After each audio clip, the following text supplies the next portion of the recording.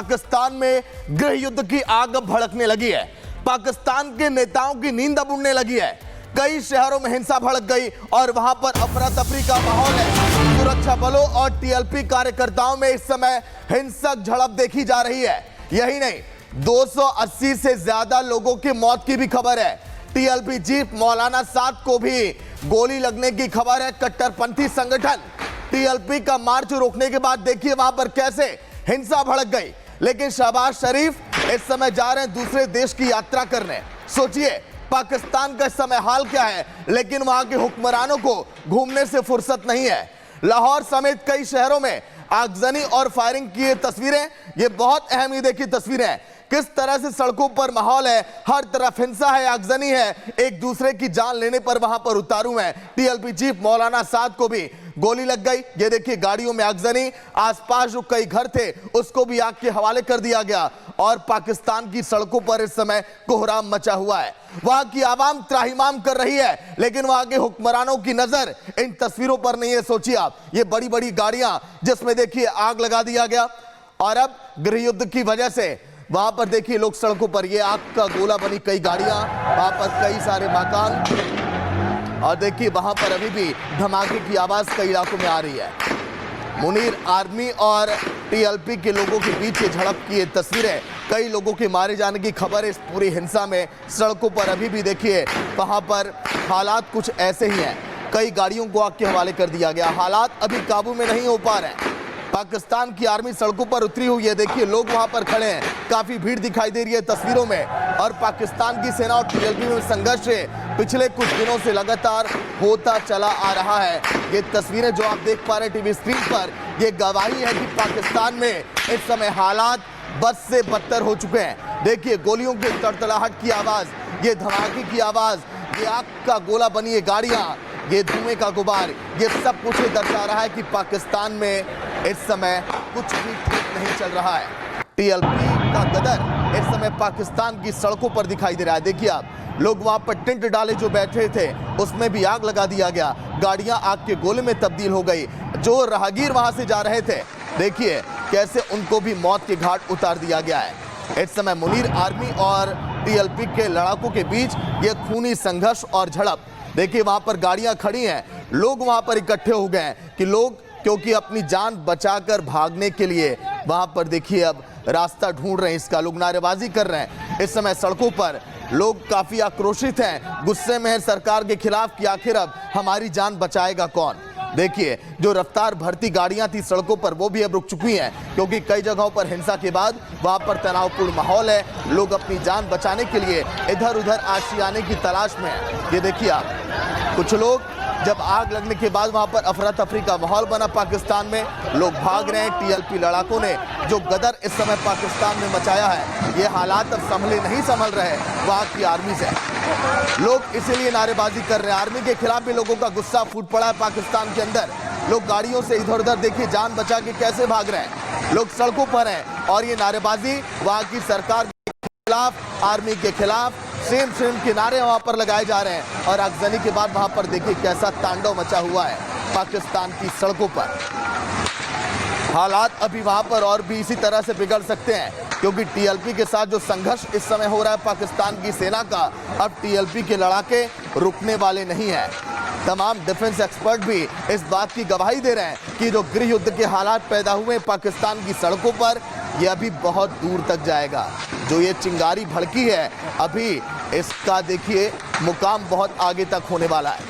वहां पर जमकर लोग नारेबाजी कर रहे हैं। पाकिस्तान की आवाम सड़कों पर है, त्राहिमाम कर रही है, अपनी जान बचाने की गुहार लगा रही है। लेकिन अब पाकिस्तान की आर्मी हो या पाकिस्तान के हुक्मरान हो, वो अब इनको बचा नहीं पा रहे हैं, इसीलिए लोगों का गुस्सा है। देखिए कई घरों को देखिए आग के हवाले कर दिया गया। देखिए कहाँ का प्रदर्शन है पाकिस्तान के अंदर, इस्लामाबाद, मुदिरके, लाहौर, ये काफी अहम हिस्से हैं पाकिस्तान के, जहां पर इस समय प्रदर्शन करने के लिए लोग सड़कों पर उतर गए, क्योंकि ये तांडव मचाया है वहां पर टीएलपी ने और पाकिस्तानी आर्मी के जवानों की नींद उड़ाकर रख दी है टीएलपी के लड़ाकों ने। देखिए आप, और यहाँ प्रदर्शन लगातार जारी है, लोग सड़कों पर है। इस्लामाबाद में, मुदिरके में, लाहौर में हालात बहुत बेकाबू हैं। और पाकिस्तान की आर्मी भी, पाकिस्तान की सरकार भी इस समय नतमस्तक है और कुछ भी कर नहीं पा रही है। इसीलिए प्रदर्शन और नारेबाजी इस समय हर तरफ जो हिंसा भड़की है उसके बाद और भी अब तेज हो चली है। ये विद्रोह की चिंगारी है। इन तस्वीरों के जरिए जो हम आपको दिखा रहे हैं इस्लामाबाद, मुदिर के लाहौर से, जिसकी अब शुरुआत हो चुकी है, यानी कि पाकिस्तान में हालात अभी और बिगड़ेंगे। अभी कुछ भी वहां पर सही होता हुआ दिखाई नहीं दे रहा है और यही वजह है कि लोग सड़कों पर अब नारेबाजी कर रहे हैं सरकार के खिलाफ, आर्मी के खिलाफ कि आखिर कैसे हमको बचाया जाए। फायरिंग आगजनी की तस्वीर बीच में आप देखिए, सड़कों पर बगावत के लिए लोग सड़कों पर उतर गए और एक तरफ हिंसाग्रस्त जो तमाम इलाके हैं वहां पर भी कैसे आंदोलन और प्रदर्शन किया जा रहा है वो भी हम आपको दिखा रहे हैं।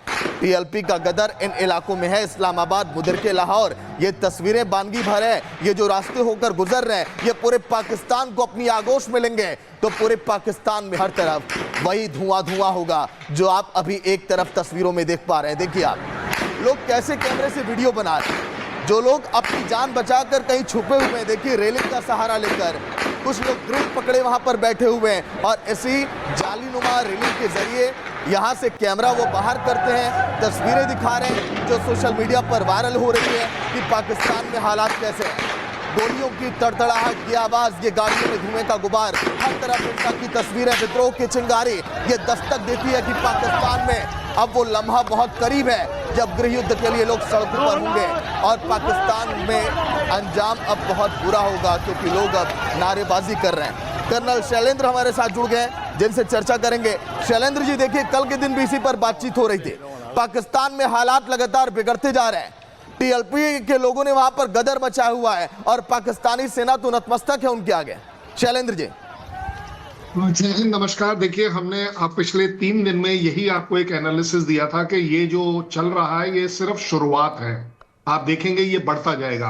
अब आप मुझे एक बात बताइए भाई, तहरीक-ए-लबाब कोई ऐसी कोई 25 साल 30 साल पुरानी ऑर्गेनाइजेशन है जिसका बहुत तगड़ा होल्ड हो पाकिस्तान की आवाम पर, तब तो मुझे समझ आता है कि चलिए जी सारी चीजें वो मैनेज कर लेंगे, इतने सारे लोगों को वो आगे बढ़ा लेंगे।